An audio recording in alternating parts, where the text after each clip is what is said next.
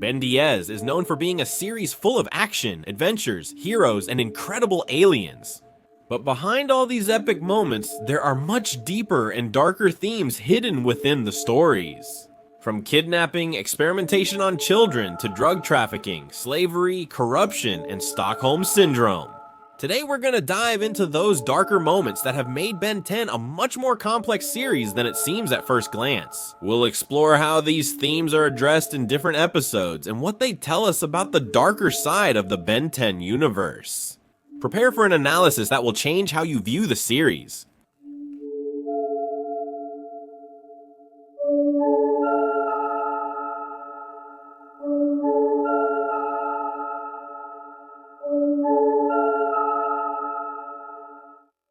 Abduction in Ben 10. This topic comes up often in the series, as the main characters are frequently kidnapped to attract the hero's attention. But there is a specific episode where the topic of abduction is explored in more depth. In Gladiators, Ben and Kevin are kidnapped and forced to fight as gladiators for the entertainment of aliens.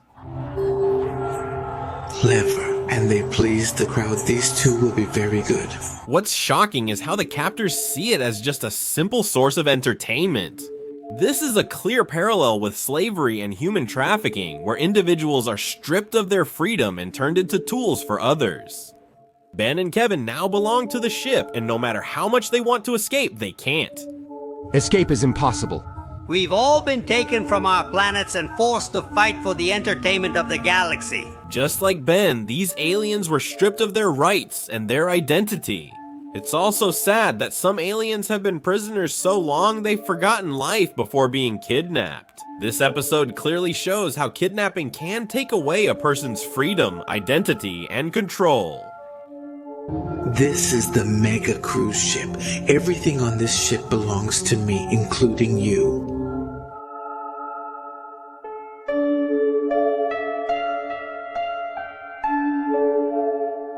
Experimentation on children.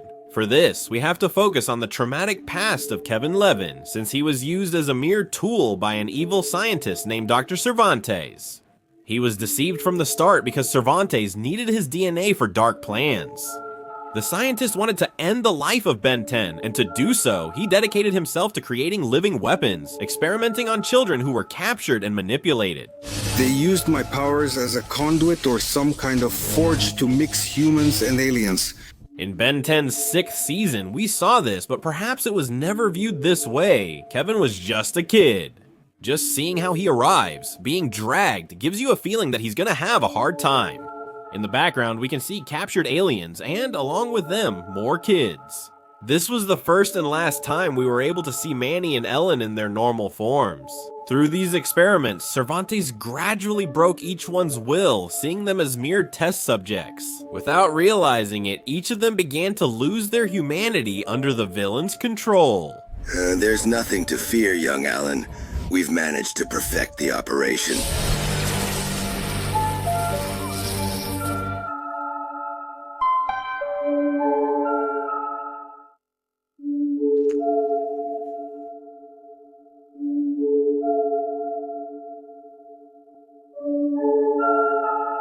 This episode shows inequality in the multiverse as Ben's evil twin leads a tyrannical regime. In this dimension, Ben used the Omnitrix to take control, creating major inequality.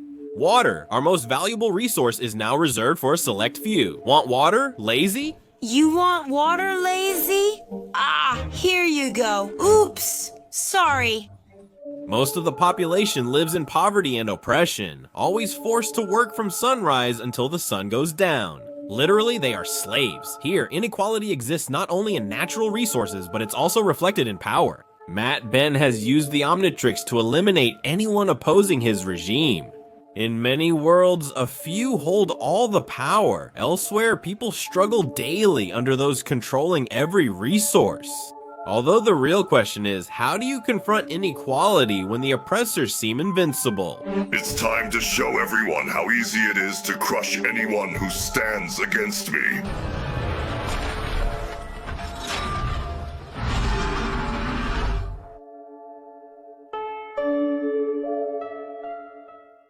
The The revolutions. To understand the topic, we need to know about Prisoner 775 and Colonel Rossum.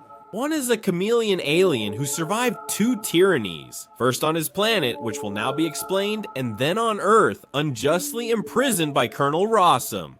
On my planet, I fought against a ruthless dictator. I explained it thousands of times to their armed forces. They never believed me. Alien Supremacy offers us an interesting perspective on how the most isolated individuals can trigger great changes similar to a revolution. This episode's main point is the moral dilemma of revolution. How far does the fight for freedom justify the means? Colonel Rossum has detained hundreds of undocumented aliens in an illegal jail, claiming it's to protect Earth's safety. You have no right. Right? You're talking to me about rights with all the alien terrorists you fight? Do you know the danger they represent?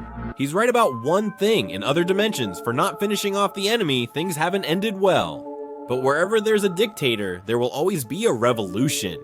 I'm sorry, Max, that's above your pay grade. Then promote my grandfather right now, or we're leaving.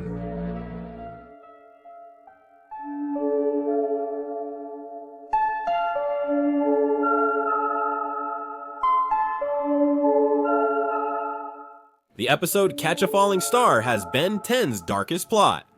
Imagine an enemy got plastic surgery from a vet, Eben died, and in the end, the victim escaped with their captor.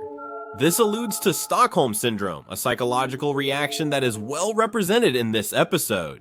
The victims identify with their captors, especially when they feel that their life was empty and meaningless. Jennifer Nocter was previously kidnapped by the villain Nemesis. Despite this and Nemesis's imprisonment, Jennifer didn't distance herself. Instead, she started forming a bond with her former captor. Records indicate Jennifer sent numerous letters and packages to Nemesis. For several weeks, she visited him almost every day. She was obsessed. Throughout the episode, Jennifer's behavior toward Nemesis becomes increasingly concerning. Though she knows her life is in danger, Jennifer doesn't seem afraid. In fact, she even develops a certain sympathy for Nemesis, to the point of defending some of his actions. Are you alright? Alright, doesn't cover it. This is where we can see the development of Stockholm Syndrome. Jennifer's state becomes more complex, so much so that we can see how she starts losing her identity. Stockholm Syndrome, though rare and complex, highlights the human tendency to seek comfort during extreme stress.